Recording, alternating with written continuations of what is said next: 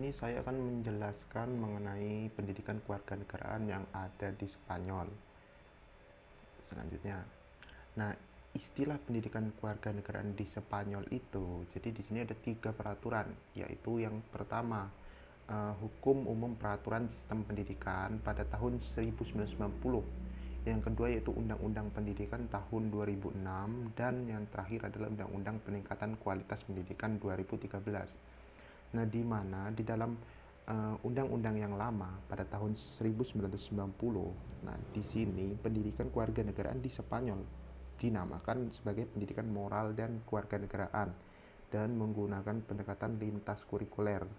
Nah, sedangkan di tahun 2006, pendidikan kewarganegaraan diberikan istilah dengan nama Pendidikan untuk Kewarganegaraan dan Hak Asasi Manusia. Nah, di sini di pendidikan kewarganegaraan sebagai mata pelajaran wajib. Sedangkan di pada Undang-Undang Peningkatan Kualitas Pendidikan 2013, pendidikan kewarganegaraan dirubah lagi menjadi nama dengan istilah Pendidikan Kewarganegaraan dan Konstitusi.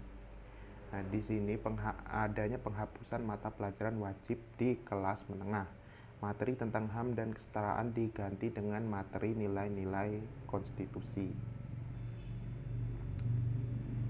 Tujuan dari pendidikan kewarganegaraan seperti yang termaktub di dalam Undang-Undang tahun 2006 adalah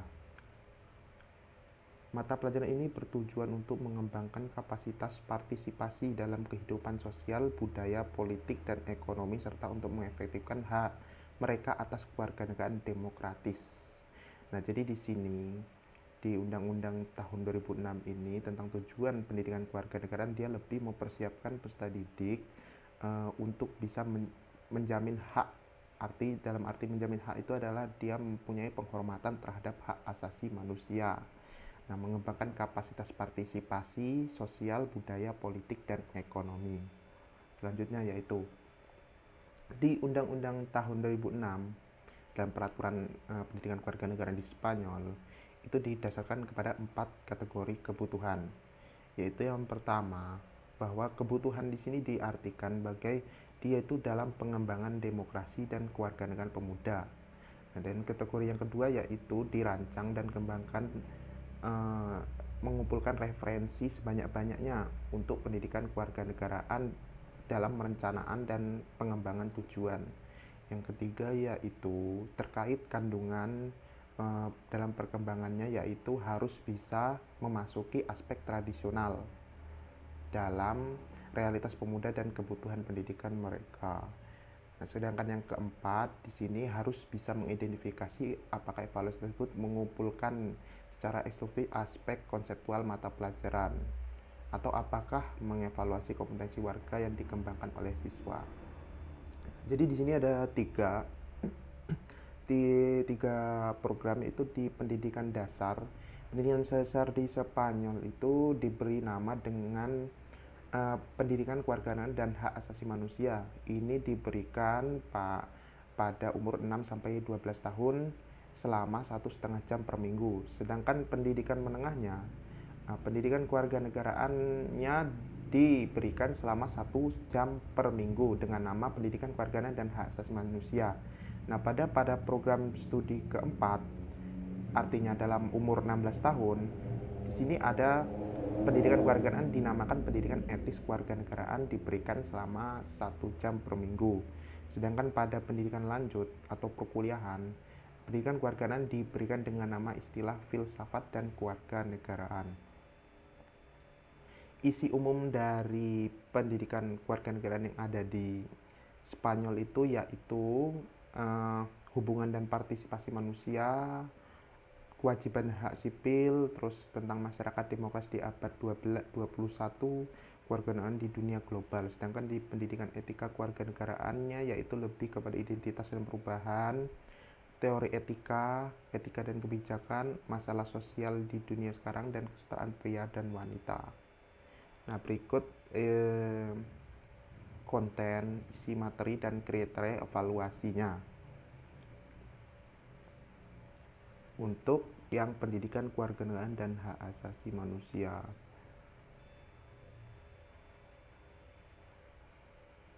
yang Yang selanjutnya yaitu di dalam isi dari pendidikan etika dan kewarganegaraan, konten, isi materi, dan kriteria evaluasinya.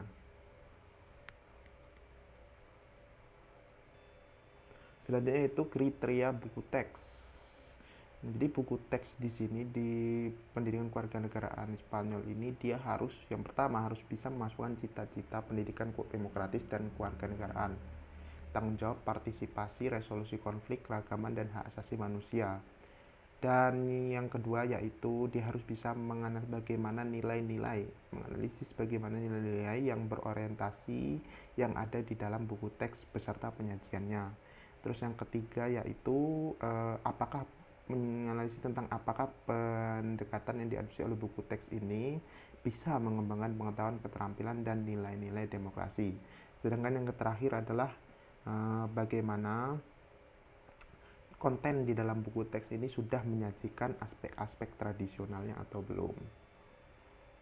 Jadi kriteria buku teks di sini harus bisa yang pertama responsibel, artinya merespon setiap apa yang ada di lingkungan mereka, seperti kewajiban, sikap, dan perilaku yang ditandai dengan rasa hormat dan perhatian. Terus partisipasi, bagaimana partisipasi siswa baik di lingkungan sekolah maupun di lingkungan luar sekolah. Terus adanya konflik resolution, masalah konflik dan kemungkinan penyelesaiannya. Difference, yaitu masalah tentang perbedaan atas hak dan kesetaraan di antara setiap orang. Yang terakhir human rights, isi yang berhubungan dan masalah yang berhubungan dengan hak asasi manusia. Nah, buku teks di pendidikan kewarganegaraan Spanyol ini diberi nama dengan Education para la Ciudadanía. Next. Peran guru dan buku teks. Di Spanyol, peran koordinator kewarganegaraan ini jatuh di dalam dengan guru ilmu sosial. Jadi artinya guru ilmu sosial itu bertanggung jawab untuk mengajar di bagian pendidikan kewarganegaraan dan pendidikan kewarganegaraan yang ada di Spanyol. Nah, terus yang kedua, faktanya bahwa penerapan kewarganegaraan diserahkan kepada non-spesialis. Nah, hal ini menunjukkan bahwa dalam praktik kewarganegaraan diberikan prioritas rendah. Nah, masalah utama yang terjadi adalah ketika guru tidak memiliki pemahaman yang jelas tentang apa yang dimaksud dengan kewarganegaraan, kemudian buku menjadi instrumen kunci untuk mengikuti kursus tersebut. Strategi pembelajaran yang biasa dilakukan di sana yaitu diskusi dan debat. Terus yang kedua yaitu kerja kelompok kecil. Tantangan pengajar yang ada di Spanyol itu yang pertama yaitu bagaimana guru harus bisa menggunakan metode pendidikan yang baru yang mengarah pada pembelajaran mandiri oleh siswa dan melampaui konten-konten yang sudah ada saat ini. Nah, terus yang kedua yaitu siswa itu dituntut untuk memungkinkan pengembangan pemikiran kritis dan komprehensif. Yang ketiga yaitu mengembangkan nilai dan perasaan siswa sehingga mereka merasa seperti anggota komunitas. Yang terakhir yaitu melakukan koordinasi dengan agen sosial lainnya. Nah, misalnya bagaimana institusi yang ada di sana itu harus bisa berkolaborasi dengan agen-agen sosial, terutama yang berhubungan dengan pendidikan kewarganegaraan yang ada di Spanyol. Nah, untuk pendidikan kewarganegaraan non formalnya, nah di sini banyak perubahan yang ada di negara Spanyol, yaitu perubahan sosial dan politik menjadi salah satu aspek dalam pendidikan kewarganegaraan non formal. Yang kedua, organisasi masyarakat sipil seperti pendidikan dalam krisis, Amnesty International, Fundación Civis, Demokrasi dan Pendidikan Hak Asasi Manusia, Movement Laïc Progresista dan Liga Pendidikan Spanyol ini juga masuk ke dalam pendidikan kewarganegaraan non formal. Nah, pendidikan kewarganegaraan non formal ini sebagian besar berfokus pada mengatasi kompleksitas, level, dan lapisan identitas lokal, regional, atau nasional dalam pendidikan kewarganegaraan. Nah, targetnya yaitu pemuda, guru, dan warga negara yang peduli melakukan kegiatan sukarela, penelitian dan pendidikan kesadaran tentang masalah inklusi sosial, migrasi, kesetaraan, keragaman, dan komunitas. Nah, untuk perkembangan pendidikan kewarganegaraan selanjutnya, akhirnya setelah pada tahun 2011 pemerintah baru Partai Populer mengajukan RUU menghapus pendidikan kewarganegaraan sebagai mata pelajaran wajib dan diusulkan untuk menggantikannya dengan pendidikan kewarganegaraan dan konstitusi. Nah, jadi di sini materi-materi tentang homoseksualitas dan ketidaksetaraan menggantinya dengan topik seperti nasionalisme, terorisme, kekayaan intelektual, dan kewirausahaan. Nah, secara singkat, apa alasan materi baru tersebut? Nah, jadi di sini yang pertama dari rekomendasi Dewan Eropa yang menitik beratkan kepada nilai-nilai dalam konstitusi. Terus yang kedua dengan alasan tidak adanya diskriminasi asal ras, jenis kelamin, agama, pendapat atau kondisi pribadi sosial lainnya. Sumbernya demikian kajian mengenai pendidikan kewarganegaraan yang ada di Spanyol.